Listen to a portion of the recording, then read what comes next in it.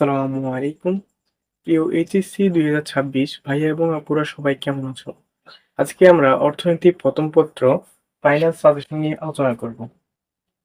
তো আমাদের পরীক্ষায় মোট ১১ টি প্রশ্ন আসে। ওইখান থেকে আমাদের ৭ টি প্রশ্নের আনসার করতে হয়। যা হচ্ছে ৭০ নাম্বারের। আর এমসিকিউ হচ্ছে ৩০ নাম্বার। মোট ১০০ নাম্বারের পরীক্ষা হয়।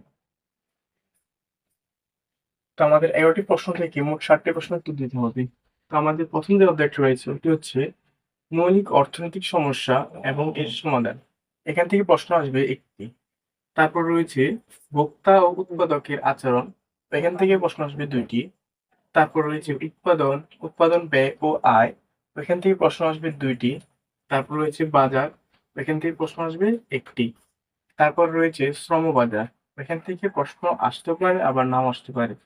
তারপর রয়েছে মূলধন। এখান থেকে প্রশ্ন আসবে ১ টি। তারপর হচ্ছে সংগঠন, ওইখান থেকে প্রশ্ন করা হবে ১ টি। আবার খাজনা আছে, খাজনা থেকে কোনো বোর্ড প্রশ্ন করে আবার কোনো বোর্ড প্রশ্ন করে না। তো তারপর রয়েছে সামগ্রিক আয় ও ব্যয়, ওইখান থেকে প্রশ্ন করা হবে ১ টি। তারপর রয়েছে মুদ্রা ও ব্যাংকিং, তার থেকে প্রশ্ন আসবে ১ টি। তো আমাদের মোট ৭ টি প্রশ্ন প্রয়োজন। তো আমরা যদি কৌশলভাবে দেখি, তাহলে অল্প কয়েকটা অধ্যায় পড়লে আমাদের ৭ টি প্রশ্ন আনসার করা যাবে। তো ১ম যে অধ্যায়টি রয়েছে ওটি হচ্ছে অর্থনৈতিক পুরা বইয়ের বেসিক। তো আমরা এটা সহজেই কভার করতে পারবো। এখান থেকে প্রশ্ন আসবে ১ টি। তারপর রয়েছে আমাদের ২য় যে চ্যাপ্টারটা আছে ভোক্তা ও উৎপাদকের আচরণ। ওইখান থেকে প্রশ্ন করা হবে ২ টি। আমরা যদি এটা ভালোভাবে পড়ি, তাহলে এখান থেকে আমরা ২ টি প্রশ্ন আনসার করতে পারব। তারপর রয়েছে উৎপাদন, উৎপাদন ব্যয় ও আয়। এখান থেকে প্রশ্ন করা হবে ২ টি। এই টপিক গুলো মোটামুটি ঘুরে ফিরে আসে। তবে যদি ভালো করে পড়া যায়, অনেক ভালো মার্কস পাওয়া যাবে।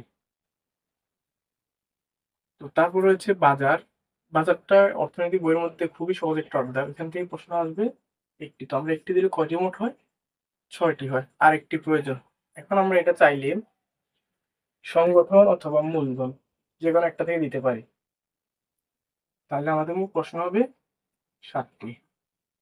আমরা শুধুমাত্র ৬ টি অধ্যায় পড়েই ৭ টি প্রশ্ন আনসার করতে পারব।